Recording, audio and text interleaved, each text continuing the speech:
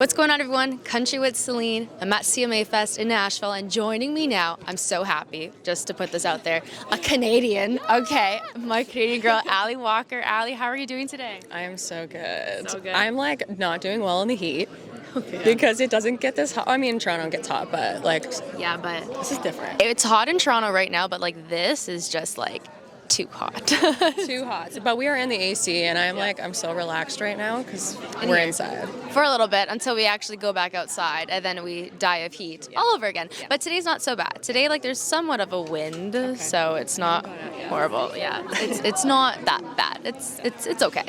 But you moved to Nashville. Okay, Missy, tell me about that. Yeah, finally. Like, how is that like? Oh my gosh, I've been coming to Nashville for 13 years, and I didn't want to move here until I felt like it was like 100% the right time. Yeah. And like I didn't start singing until high school, so I had a lot of development to do, and I didn't want to do that here. And like I didn't want people to remember 20-year-old me. Okay. I wanted them to remember this version of me. So finally, and then I'm 33. So like coming to Nashville when you're 33, that's pretty late. 33? Yeah. You're 33? Yeah. You do not look She does not look 33 at all. I mean, I don't like promote that I'm 33, although I just said it, but yeah, I'm like a late bloomer. I was looking up when I hadn't signed my record deal yet. I was like, I'm not sure anyone has signed a record deal this old. No, it definitely has happened. But I'm like, I'm setting a new precedent. Like, Exactly. don't give up. I remember at 30, I was like, if I don't make it by 30, I'm going to quit. And when it hit 30, I'm like, well, I'm too far in now. I can't do anything else. So. I don't have a backup plan. This is all I got. No, I finally moved here, and it takes a bit, like Yeah. getting your visa and getting everything sorted. But we just drove down here, a month ago. It took 5 days. Went through 10 states with my husband and doggies and trailer. I love that, though. That's fun. 5 days, make a trip out of it. I mean, you're coming here to live for the rest of your life, so you might as well stop in some states on the way. Yeah, and there's something like so calming about me now that I'm here, because I always felt like I was in transition. I recently moved to British Columbia, and like it was to be closer to family as they were getting sick, but I was like, I just feel like I'm just not where I need to be, and like I finally feel like being surrounded by what you do 24/7 is nice. Yeah, for sure. And you were just saying, I don't want to bring up your age again, but 33, and like everything is finally coming into like fruition for you. So what would you want to tell people who have like dreams and like they're not there yet, but they're gonna get close? Like, what do you want to say to them?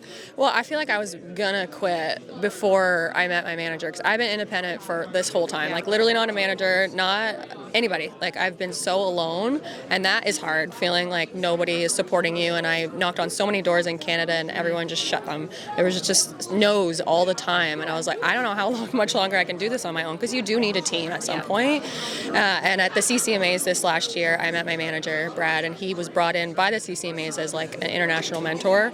And I didn't want to go to that CCMAs. I couldn't afford it.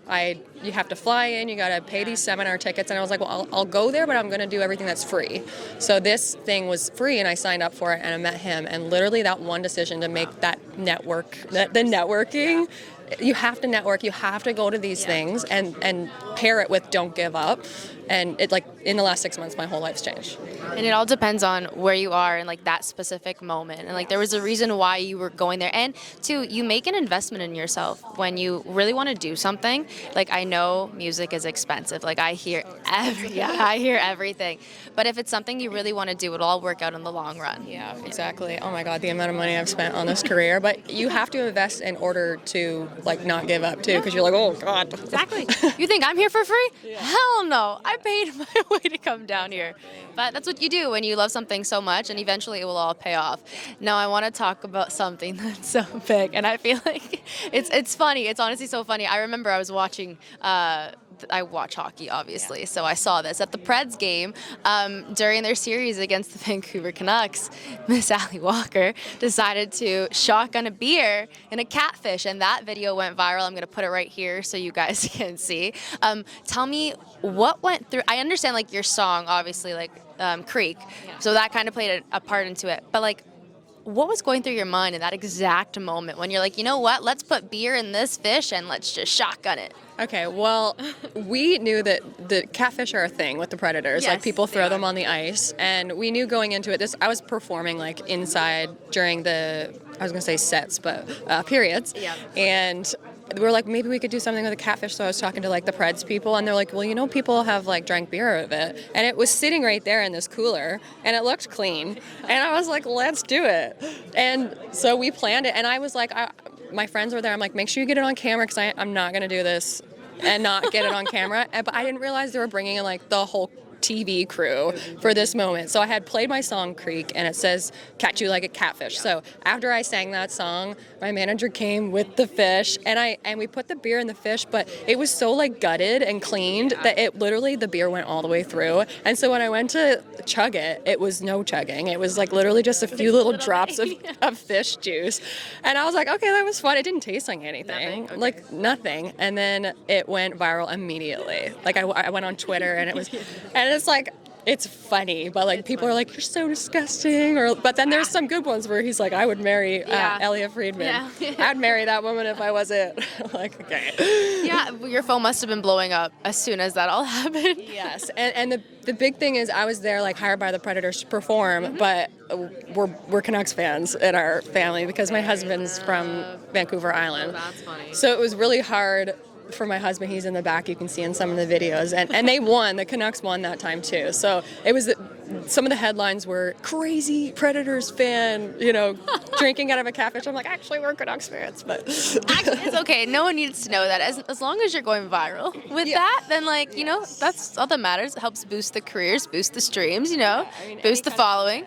Yeah. Any content you can use for the social media, I guess. Any content is good content. Let's be real here. Any PR is good PR. Actually, Trey Kennedy, he's like a big comedian, and he like made a spoof of my song Creek, and he's got like millions of followers, and like I could totally be bothered by that, but I am obsessed. I love it. Any PR is good PR at this point. PR is good PR. No, seriously, I got to hear that now. I really got to find that. I got to figure out how to like. I think he wrote a whole song spoof based on my song, so I'm gonna like harmonize with it or something. You got to do something, something on like TikTok or something like that.